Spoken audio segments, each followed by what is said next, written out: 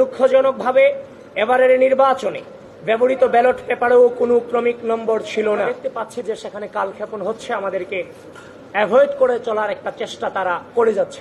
ভোটারকে নির্দিষ্ট প্যানেলের পক্ষে ভোট দেয়া ব্যালট পেপার সরবরাহ এবং ভোটার উপস্থিত হবার আগেই ভোটার তালিকায় উপস্থিতির স্বাক্ষর দিয়ে দেয়া সহ নানাবিধ জালিয়াতির সংবাদ নির্বাচন চলাকালীন সময়ে গণমাধ্যমে প্রকাশিত হয়েছে।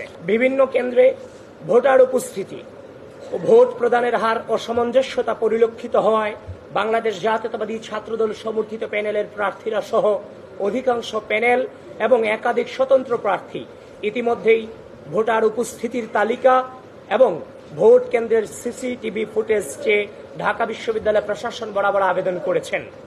কিন্তু ঢাবি প্রশাসন সে বিষয়ে বারবার আশ্বাস দিলেও কার্যকর কোনো পদক্ষেপ গ্রহণ না করে কালক্ষেপণ করে চলেছেন।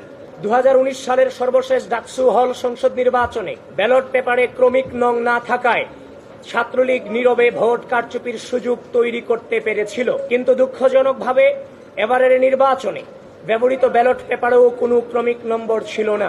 এছাড়াও ছাপানো ব্যালট পেপারের সংখ্যা, ভোট কেন্দ্রে সরবরাহকৃত, ব্যবহৃত এবং বাতিল হওয়া ব্যালট পেপারের সংখ্যা এবং ভোট গ্রহণ শেষে ফেরতকৃত ব্যালট পেপারের সংখ্যা এখনো পর্যন্ত কোথাও প্রকাশ করা হয়নি। এমনকি বারবার জানতে চাওয়ার পরেও এ সংক্রান্ত তথ্যাদি কেন্দ্রে দায়িত্বরত পুলিং এজেন্টদেরকে জানানো হয়নি। ফলাফল প্রকাশের পর উল্লেখিত অভিযোগগুলো নিয়মানুসারে চিফ রিটার্নিং অফিসার বরাবর দায়ের করতে গেলে তিনি এসব বিষয়ে ঢাবি প্রশাসনের সাথে যোগাযোগের পরামর্শ দেন।